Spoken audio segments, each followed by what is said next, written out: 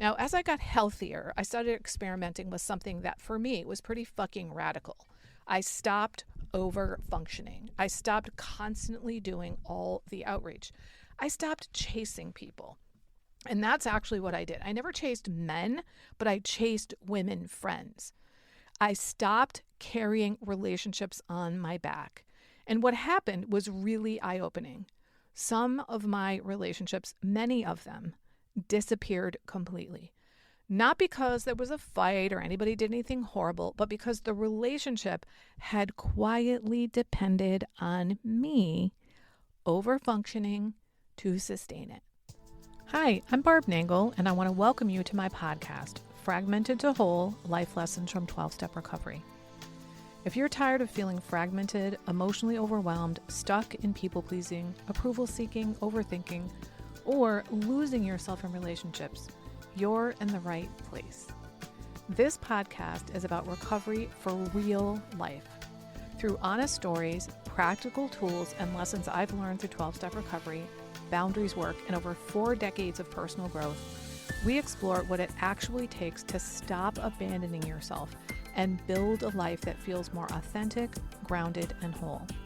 We'll talk about things like boundaries, shame, family dysfunction, reparenting, emotional regulation, self-trust, recovery, and creating internal safety so you can stay connected to yourself even when life gets hard. I'm a boundaries coach, speaker, author, and woman in recovery, and my approach is raw, honest, practical, and sometimes a little bit, a lot, sweary. I'm also an avid beachcomber. My hands are basically always cold, so I wear fingerless gloves most of the year. And I still get weirdly excited when I spot license plates with my initials BN. I don't speak for or represent any particular 12-step fellowship, though I'm deeply grateful for the role recovery has played in my life. If you're ready for real talk, emotional healing, and practical tools to help you go from fragmented to whole, keep listening. This is episode 354, How to Stop Overgiving When Friendships Feel One-Sided. When I first got into recovery, I thought my relationship problems were mostly about romantic relationships. I could clearly see the codependence there when I did my relationship inventory. What I didn't realize at the time was that the same patterns were all over my friendships and colleague relationships and my family too. This month, my theme is social boundaries. And to me, social boundaries are about choosing how to be connected to other people in a way that actually honors your capacity, energy, your interest level, and your truth, instead of operating from obligation, guilt, fear, or old conditioning. Now, speaking of monthly themes, I made a decision last fall that for the next year, I was going to use monthly themes for my podcast and my newsletter, and therefore also my social media. And I would do it for a year and then check in with myself and with data. And I haven't really asked anybody about it. So I would love to know, whether good or bad, positive or negative, if you have any feedback. What I have found is that rather than it feeling like I was imprisoned or in jail by being forced into specific topics, that I feel I'm able to go deeper into things because I spend a few weeks on them. So I'd love to hear any feedback you have. You can email me, barb@higherpowerscc.com, or you can also send me fan mail through Buzzsprout. So anyway, for most of my life, I never considered any of that stuff, that I was operating from obligation, guilt, fear, etc. I just did what I thought I was supposed to do. I thought being a good friend meant always reaching out, always maintaining the connection, always being available, always remembering birthdays, checking in, always doing the emotional labor of the relationship.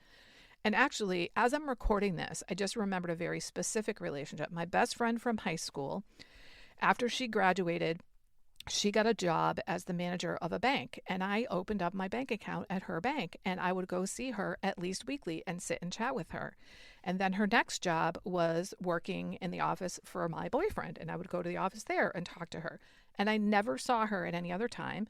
So when she got a job several towns away, I stopped seeing her. And I actually it took me years to realize, it's because I stopped going to see her that the relationship ended. That was many, many years before recovery. So honestly, I thought it made me loving to be the one that was always doing all the work. But over time, I realized something uncomfortable. I was exhausted and resentful. And now I know that resentment is a diagnostic tool. I don't know where I heard that terminology, diagnostic tool, about resentment, but I heard it recently, and I think it is a very apt description for resentment when it comes to boundaries. It's a really good indicator for the diagnosis, time for a boundary. Now, every time I felt resentful, it usually meant I was participating in something I hadn't consciously and thoughtfully agreed to. I was overriding myself in the name of being connected to another person. I had all these friendships where I was doing the vast majority of the work. I was always the one initiating contact, making plans, following up, checking in after they canceled, trying to keep the relationship alive. And then I would bitch about these people behind their backs. And I felt justified because I was hurt and I blamed them. But I never addressed it directly with the actual person involved. And eventually I realized I don't want to live like that anymore. Thank you, recovery. I honestly didn't know I don't have to live like that. I didn't realize I was living like that. I thought that's how it worked. It wasn't until recovery that I understood I don't have to live like that. I no longer wanted to be someone who gossiped about people behind their backs because I was afraid to tell them the truth to their face. Now, looking back, I can say I wasn't trying to be malicious. I think I was trying to discharge pain somewhere because I didn't know how to address things honestly. So I launched my pain at someone who wasn't emotionally involved in the situation, and usually someone who would commiserate, i.e., gossip, with me and help me feel justified in my complaints. Now, as I got healthier, I started experimenting with something that for me was pretty fucking radical. I stopped over functioning. I stopped constantly doing all the outreach. I stopped chasing people. And that's actually what I did. I never chased men, but I chased women friends. I stopped carrying relationships on my back. And what happened was really eye-opening. Some of my relationships, many of them, disappeared completely. Not because there was a fight or anybody did anything horrible, but because the relationship had quietly depended on me over-functioning to sustain it. That was hard and painful for me because I had to face the reality that some relationships only existed because I was holding them together through effort, anxiety, overgiving, and self-abandonment. I actually had a conversation with a relative only a couple years ago where I finally addressed this directly.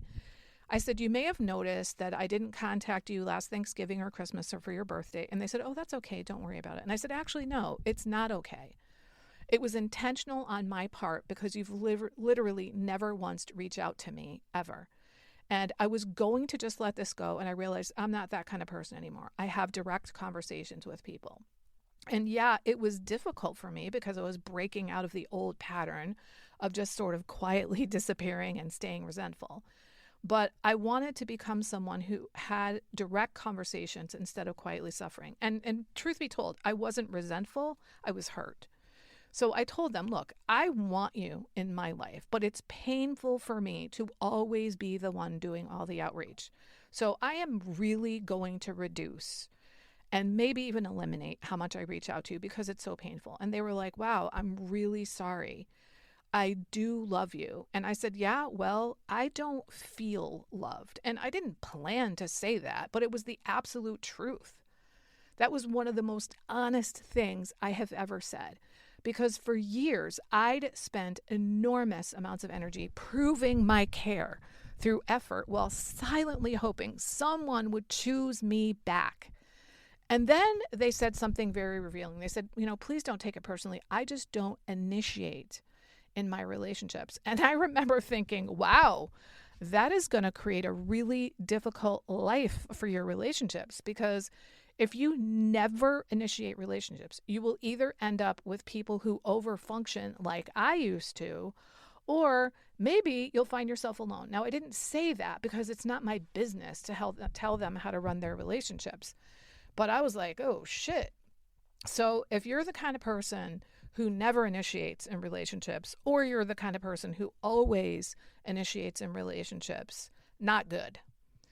Now, there's another layer to this that I started realizing over time too. I've had friendships where at first glance, it looked like the investment was mutual because we both contacted each other regularly.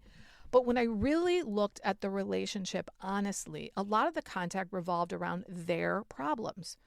They called me when they were struggling, when there was drama, or when they needed emotional support or insight or processing. But they didn't really call just to connect. They didn't really call to laugh or share joy or just talk about dumb shit or to hear about my life. And I started realizing there's a difference between someone valuing you as a person and someone valuing the emotional labor you provide. Now, to be clear, I absolutely want relationships where we can go deep. I am a deep person. I think deeply. I feel deeply. I need relationships where we can sit in the thick of things together sometimes. But I don't want relationships that only exist in the thick of things. I want relationships where there's reciprocity, not just in contact, but in emotional space, where we can both share, struggle, celebrate, and where there's curiosity about each other's lives, not just crisis management. And I think one of the social boundaries I've had to learn is recognizing when a relationship has quietly become organized around my capacity to hold emotional space for the other person. Many people like me who are helpers, coaches, therapists, fixers, recovery people, or deeply empathetic end up building relationships where our role becomes the processor, the stabilizer, the wise one, the listener, the crisis person. And I'm happy to do that from time to time with my friends, as long as there's some reciprocity, and as long as that's not all we do in 100% of our interactions. Now, I want to be clear. I don't think healthy relationships are perfectly 50-50 all the time. Life doesn't work that way. Sometimes someone is grieving or depressed or overwhelmed or having a mental health crisis or going through a divorce or some other health crisis. And of course, we step up more during those seasons. But healthy relationships do require mutuality. There needs to be movement toward each other from both people. There needs to be willingness, investment, reciprocity, and care. If one person is always carrying the emotional labor of maintaining the relationship, eventually the relationship starts to feel lonely. And one of the biggest social boundaries I've had to learn is this: connection that only exists because I'm overriding myself and what feels good and right and true to me isn't actually connection. Today, I pay attention to different things than I used to. I pay attention to whether a relationship feels nourishing or depleting, whether I can actually be myself in it, and whether I feel chosen to instead of just useful. I used to think maintaining relationships at all costs was proof that I was loving and therefore worthy of love. Now, I think healthy love also includes letting other people show up. And if they don't, well, that tells me something very important. If you've ever left work exhausted, resentful, or wondering why you keep saying yes when you're already overwhelmed, I want you to know something. Most people don't struggle with workplace boundaries because they don't know what to say. They struggle because of what happens after they try to set one, sometimes even before. The guilt, the pressure, the fear of disappointing people, the urge to soften it, explain more, or take it back completely. That's exactly what I'll be teaching in my upcoming live workshop, Boundaries at Work, Prevent Burnout and Protect Your Energy, happening Wednesday, June 10th at 12:30 p.m. Eastern. We'll talk about why boundaries collapse under pressure, what real-time self-override actually looks like at work, and how to stay connected to yourself when discomfort shows up. You'll leave with practical workplace scripts, real-world examples, and a much deeper understanding of what actually makes boundaries hold. Learn more at higherpowercc.com/boundariesatwork.